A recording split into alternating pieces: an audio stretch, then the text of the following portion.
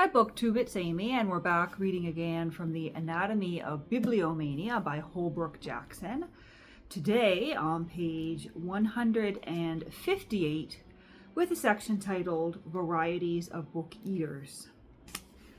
Bibliophiles are gastronomes, gourmets, gourmands, epicures. Elton calls Dufay an epicure of learning. Leigh Hunt had a dainty gusto, like an Epicurean over a choice dish. He tasted his books with a doting and succulent relish.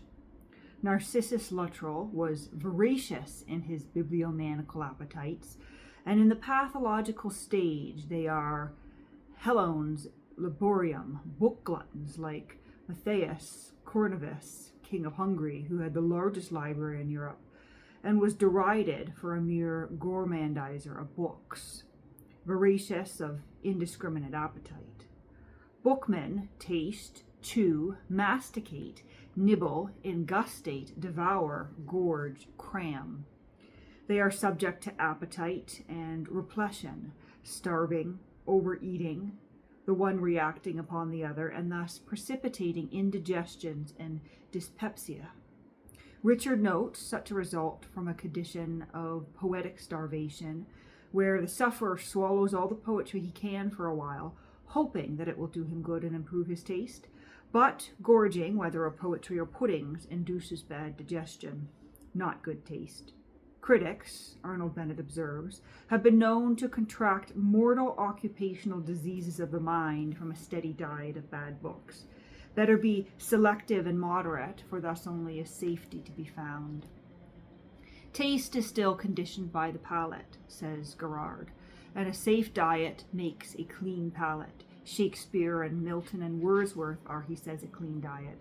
Do not overfeed us with anecdotes of books, a friend warned Dibdin when he began his reminiscences.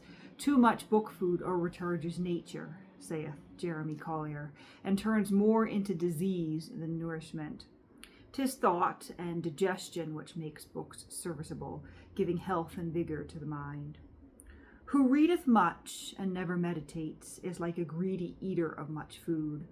Whoso surcloys his stomach with his cates, that commonly they do him little good.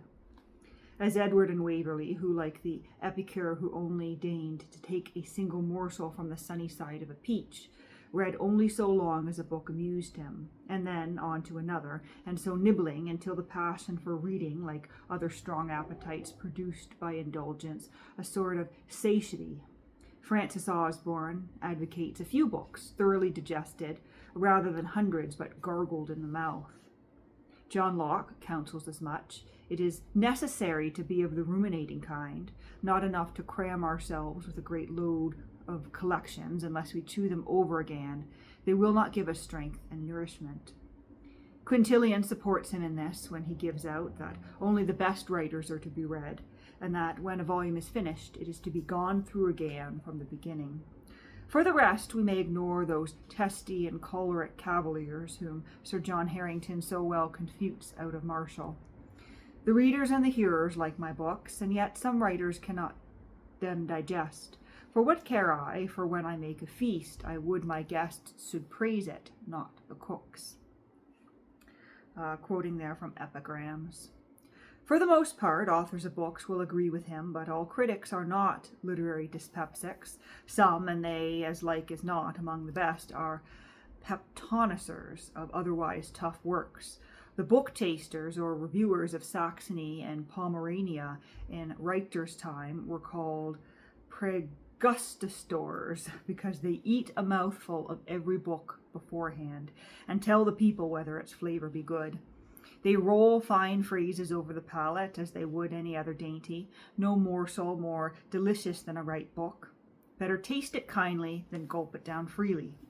Poetry for them is like wine, the fragrance and bouquet in its fine vintages. There are true gourmets, and among them stand most notable Charles Lamb and Leigh Hunt, who both literally feasted on books. They desired the taste of certain delicious volumes to linger on their palates, as the memory of sweet dishes does on that of other men's. They enjoyed the flavor of a rare passage of poetry with an exquisite relish, as though it were a morsel of ripe and juicy fruit. Some books are tough, others tender. How many a tender ballad have young lovers devoured? Some green, others ripe, some hot, others cold, some raw, but most are cooked, fit for all manner of dishes. And so let the bookman rove like a bee from flower to flower, quoting there from Dibdin's Bibliomania, sipping what is sweet, picking and tasting where he will, according to whim, inclination, as Lippius approves, deliberare gratum de quincy sibo et pisciter de, and we're going on with some Latin there, which I think is translating to taste every dish and sip every cup, which saith Montaigne, was well performed by Aristotle and his own learned countryman, Adrian Turnbus, or as Elizabeth Barrett Browning, when a child, ransacked and ravaged a garret room piled high with cases of books, like some small nimble mouse between the ribs of a mastodon. I nibbled here and there.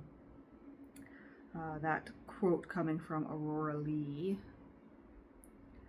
That indiscriminate book eating exists in all ages, I have no doubt, and the learned historian Guglielmo Ferrero holds that in times present a wolfish insatiable hunger for printed paper and reading matter is the scourge of our civilization. Yet when bookmen overfeed, it is not easily decided. Where one starves, another waxes fat. If a diet of contemporary sonnets leaves you hungry, Lionel Johnson prescribes Drayton's Polybion. That some eat more than others is inevitable. But what sufficiency one discommends, another approves. John Hill Burton expostulates against a course of reading which is no more than a course of regimen for dwarfing the mind, like the drugs which dog breeders give to King Charles spaniels to keep them small. Anthony Wood called Robert Burton a devourer of authors. It was necessary, another gives out, that the mendicant friars in the Middle Ages should be devourers of books if they were, as they wished to become, monopolists of learning. But at all times bookmen have been good trenchermen at the literary table, especially and more properly in their young days, as healthy youths with other viands. John Stuart Mill thus devoured treatises on chemistry, especially that of his father's early friend and schoolfellow, Dr. Thomson. When a youth, Sir Edmund Gosse was employed as a transcriber in the printed book department of the British Museum. And in those days, great laxity prevailed among the assistants and librarians, so that among the younger clerks, cricket was practiced in remoter galleries, whilst less audacious spirits cultivated the pencil and the Jew's harp. Young Gosse did not join in these excitements. His diversion was ceaseless devouring of the printed page, quoting there from something called the Library of Edmund Gosse. Cato, says Petrarch, had an insatiable hunger for books, to which Cicero bears witness in his letters to Atticus, and Petrarch himself had a like appetite. One unquenchable longing had the mastery of me, which hitherto I neither would nor could repress. 'Tis an insatiable craving for books, although perhaps I already have more than I ought. But whether his hunger constituted a bulimie or an inordinate appetite, as that which men as Nicholas Wood have for viands, it is not stated. Some others have come nearer to a gargantuan reading, as Herber, who had a book appetite of cormant capacity, whilst Maglebecki, whose chronic book hunger I dilate apart, was truly called the glutton of books. In this there is as little virtue as in any other form of gluttony, as in the satiric poet. Large justice greedies, who will gourmandize at city feasts till they can barely rise, or drink strong wines till off their seats they fall flat on the floor and cannot rise at all. Some lines from the Craneid. But it may be, as R.L. Stevenson states, that in books as in viands it is only in a chosen few that any man will find his appointed food. He who eats too much knows not how to eat. He who reads too much knows not how to read.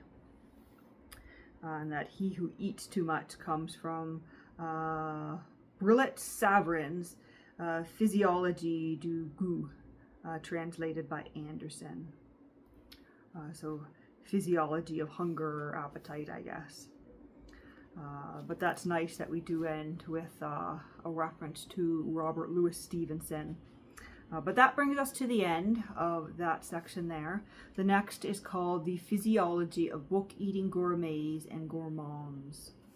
So we will continue on with this topic of book hunger and book eaters.